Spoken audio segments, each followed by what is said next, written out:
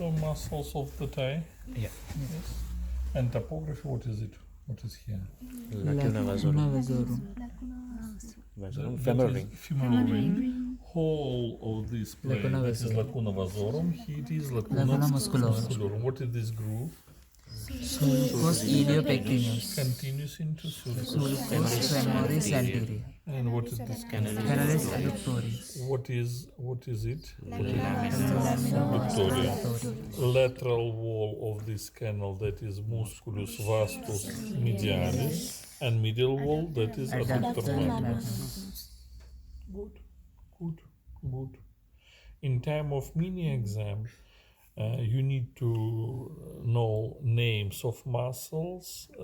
Today you answer functions and topography. We not ask you a lot of originate and attachment, only main muscles. For example, biceps, triceps, quadriceps. My mini exam In final exams, in mini exam and in final exam, we not ask you attachment of muscles. Yeah, in written form or oral form? Oral. And now, muscles of the leg and foot. Three groups of muscles on the leg: anterior, lateral, and posterior muscles. Anterior muscles, they are musculus tibialis anterior, here it is, tibialis anterior, then musculus extensor hallucis longus, and musculus extensor digitorum longus. All of these three muscles pass under the retinaculum extensorum, and here it is, under this retinaculum we have three canals, and each tendon pass in its own canal. That is why tendon of extensor musculus tibialis anterior pass in first canal, extensor hallucis in second canal, extensor digitorum longus in third canal under the retinaculum extensorum. On dorsal surface of the foot, we have extensor, here it is, extensor hallucis brevis, and this muscle is extensor digitorum brevis. Extensor digitorum brevis. Both of these muscles are muscles of dorsal surface of the foot. Now, from musculus extensor digitorum longus separates one muscle which continues to fifth metatarsal bone, that is musculus peroneus tertius. Here it is. This tendon is musculus peroneus tertius. Tertius, that is what? Third peroneal muscle. Why it is third? Because we have first and second. That is, here it is musculus peroneus longus and musculus peroneus brevis, both of them in lateral group of muscles of the leg.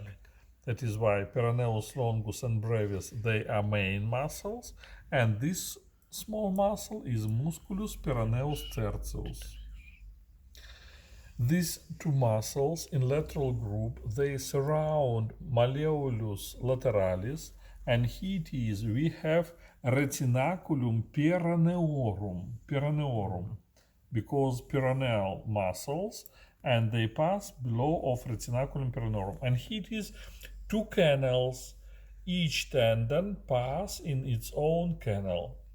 It is easy, not so difficult like on retinaculum extensorum or retinaculum flexorum, because some muscles, 2, 3 sometimes, pass in one canal. Here it is, one tendon in one canal.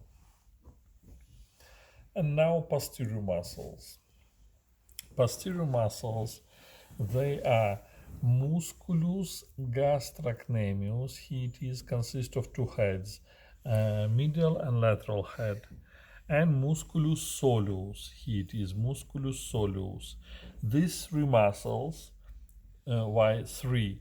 Two heads of musculus gastrocnemius and one head of musculus soleus together combined in one tendon, that is Achilles tendon, which attached to tubercle canal, and together they forms one muscle. Name of this muscle, musculus triceps sura.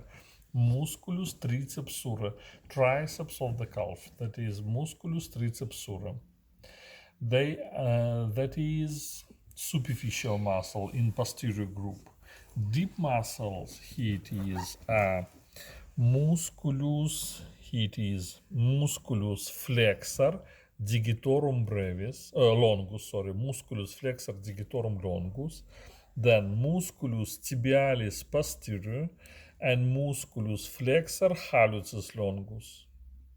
Three deep muscles, flexor digitorum longus, tibialis posterior, and flexor hallucis longus. Sometimes we can find musculus plantaris, but here it is impossible to see. The same start from condyles of femur and attached to tubercle canal. It is very short muscle with long thin tendon, participate in flexion of the foot, but here it is absent. Muscles of the foot.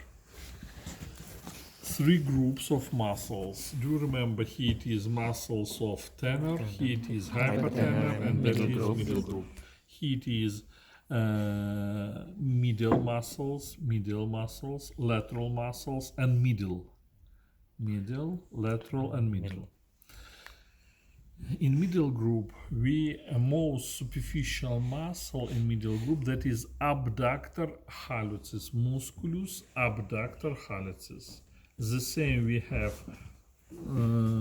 here it is impossible to see, that is abductor, and this muscle, that is flexor hallucis brevis, here it is flexor hallucis brevis, and the same we have adductor hallucis. In middle group, musculus flexor digitorum brevis, musculus quadratus planta, impossible to see, and musculi lumbricalis, the same like on the hand. And if you remember, on the hand, musculus lumbricalis participate in flexion in metacarpophalangeal joint and extension in interphalangeal. On the foot, only flexion in metatarsophalangeal joint, and it is not participate in extension in interphalangeal joints. Musculus lumbricalis. And also we have musculi interossei. Here it is palmar and dorsal. Here it is musculi interossei plantaris and dorsalis. Differences in functions: on the hand, abduction and adduction to middle finger. On the foot, abduction and adduction to second finger. And in lateral group, most superficial muscle, that is musculus abductor digiti minimi, and below of it we have flexor digiti minimi, that is all. Abductor and flexor digiti minimi. Topography. On the foot, you need to know two grooves, sulcus plantaris medialis and sulcus plantaris lateralis. These grooves are between middle groove, sulcus plantaris medialis, between abductor hallucis and flexor digitorum brevis, and lateral groove between flexor digitorum brevis and abductor digiti minimi. That is why here and here abductors, and in central region, that is flexor digitorum brevis, and here it is sulcus plantaris medialis and sulcus plantaris lateralis. Now, some words about popliteal fossa. Look here. That is popliteal fossa. It has rhomboid shape. Superior angle of this rhomb laterally has biceps femoris, musculus biceps femoris, and medially musculus semitendinosus and semimembranosus. that is superior angle of popliteal fossa. Inferiorly, it is two heads of gastrocnemius muscle, middle and lateral head of musculus gastrocnemius. And we have popliteal fossa. In popliteal fossa, most superficial position, that is tibial nerve. From middle position in popliteal vein and deepest position in popliteal artery. Nerve is superficially, then vein, and deepest position in artery. N, V, A. N, that is nerve, V, that is vein, and A, that is artery. And from popliteal fossa, vessels and nerves continues into the canal, that is canalis cruropopliteus. Canalis cruropopliteus. Posterior wall of this canal, posterior wall, that is musculus soleus, and anterior wall, that is musculus tibialis posterior. Between these two muscles, between soleus and tibialis posterior, we have canalis cruropopliteus. Two walls, anterior and posterior wall, that is canalis cruropopliteus. Next canal, that is Anterior muscles is what is this muscle? anterior wall. Look here, anterior. This muscle is posterior wall, posteriorly, and this muscle is anterior wall. Clear it is, because that is we studied human body in vertical positions. That is why tibialis posterior, it is in front, and musculus soleus, it is behind, and between them canalis cruropopliteus. Another two canals.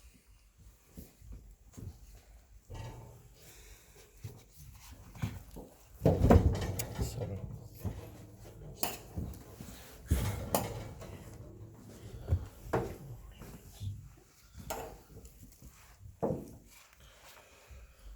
Look here, that is common peroneal nerve, and this nerve goes into the canal. That is canalis muscula peroneus superior. Muscula peroneus superior. Listen to me. Muscula peroneus. Between fibula and musculus peroneus longus. It is musculus peroneus longus, that is long peroneal muscle.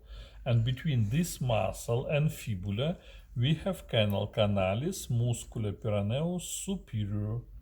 And another canal, that is canalis muscula peroneus inferior, between fibula and musculus flexor hallucis longus and musculus tibialis posterior. That is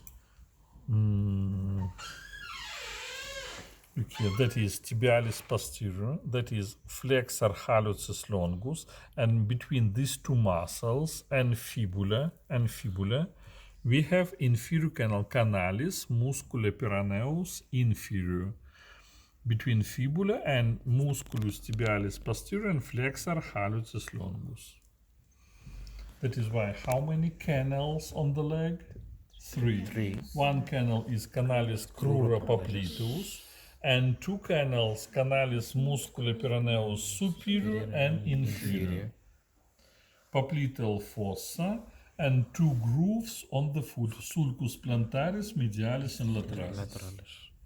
That is topography of lower extremity and muscles. It is. That is all. So deep inguinal hernia is most common in children. Most common? Means more than elders. No. You ask me deep inguinal hernia. We have not got deep. We have two types of inguinal hernia: oblique and direct.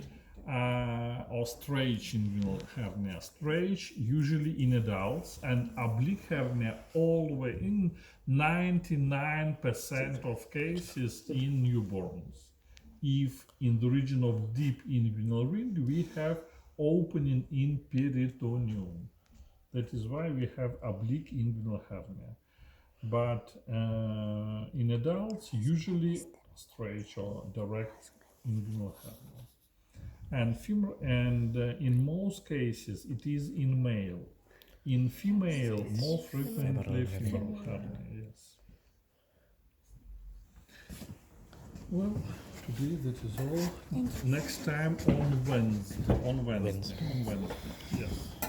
That is our last in myology, and then last week you will answer mini exam on myology. Yeah, coming Monday. What Coming is? Monday.